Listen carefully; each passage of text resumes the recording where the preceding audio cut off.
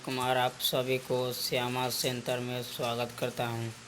तो चलिए class 10th के इतिहास के क्वेश्चन लेकर उपस्थित हुए हैं और अच्छा लगे तो मेरे चैनल के ज़रूर सब्सक्राइब कीजिएगा, बेल आइकन को भी दबा दीजिएगा जिससे हर आने वाली वीडियो आपको मिल सके। यह क्वेश्चन सिर्फ एग्ज़ाम के व्यू से बनाया जा रहा है, एग्ज़ाम में सिर्फ पूछने वाला ही क्वेश्चन आपको मिलेगा।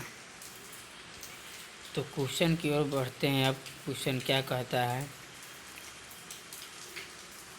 क्वेश्चन जो है एकदम इन मोस्ट VVI MBBA नहीं।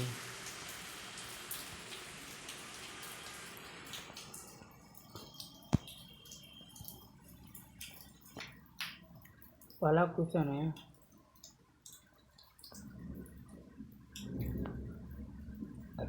प्रथम विश्व युद्ध का भारत पर क्या प्रभाव पड़ा। तो भारत की आर्थिक स्थिति बिगड़ गई और कीमतों में वृद्धि हो गई, आर्थिक गतिविधियां मंद हो गई, जिससे नगरों में रहने वाले लोग बेरोजगार हो गए और महंगाई बढ़ गई। यह हो गई। इंग्लैंड की अर्थव्यवस्था संकट में पड़ गई, आयात रुक गया। लेकिन जैसे युद्ध समाप्त हुआ तब सभी की स्थिति बदल गई। यह परिभाषा है, आपको क्या करना है, फियर में कर लेना है। प्रथम विश्व युद्ध का भारत पर क्या प्रभाव पड़ा। तो भारत की स्थिति बिगड़ गई जब प्रथम विश्व 1914 ईस्वी में हुआ था, 1919 ईस्वी में 1919 ईस्वी में हुआ था। उसमें भारत की स्थिति क्या हुआ, भारत की स्थिति बिगड़ गई क्योंकि युद्ध में बहुत लोग मारे गए थे, बहुत लोग उधर से इधर से दोनों तरफ से मारे जा रहे थे। उस समय कीमत क्या है, बहुत आगे बढ़ गई, गतिविधि से जो ज़्यादा मंद होने लगा और नगर में जो लोग रहते थे वो क्या हो, बेरोजगार होने लगा क्योंकि पैसा नहीं रहेगा तो वो देगा किसको। ताकि युद्ध प्रथम विश्व जब हुआ था उस समय तो भीख मांगने के लिए भी किसके पास नहीं था और ना देने के लिए कि वो देगा किसको भी, क्या देगा भीख। महंगाई बढ़ गई। इंग्लैंड की जो अर्थव्यवस्था है वो हमेशा पूरी तरह से संकट में पड़ गई। आयात जो निर्यात है आने वाला वो पूरी तरह से ठप हो गया और जैसे ही युद्ध समाप्त हुआ फिर स्थिति क्या हो गई, बदल गई। नेक्स्ट क्वेश्चन के बढ़ते हैं।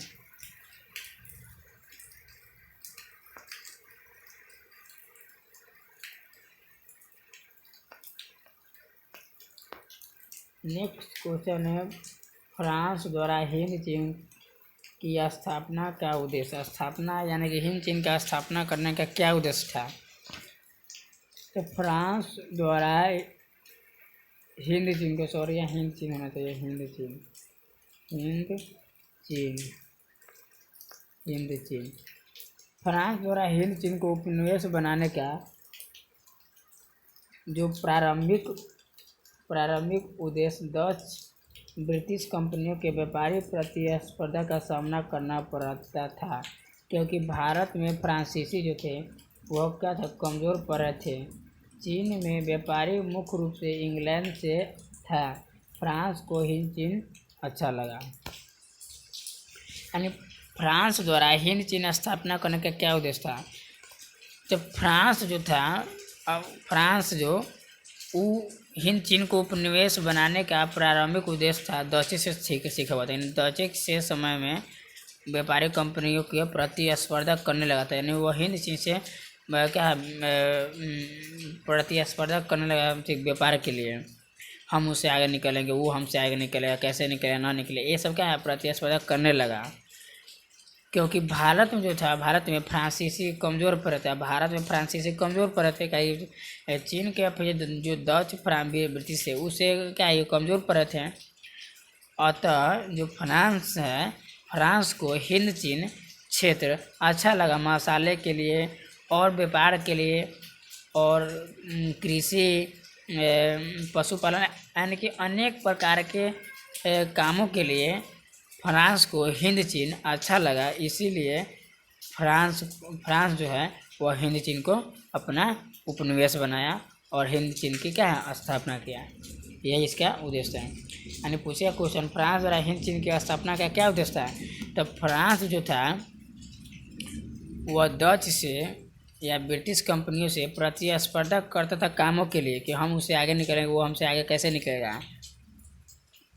क्योंकि भारत में फ्रांसीसी जो है वह डच ब्रिटिश से कमज़ोर पड़ रहा था, और अन्य कामों के लिए मसाले और कामों के लिए खेती, इस सब के लिए फ्रांस जो है हिंद चीन में अच्छा लगा, उसे पसंद आया, इसीलिए फ्रांस ने हिंद चीन को अपना उपनिवेश बनाया। यही मुख्य कारण था। नेक्स्ट क्वेश्चन है,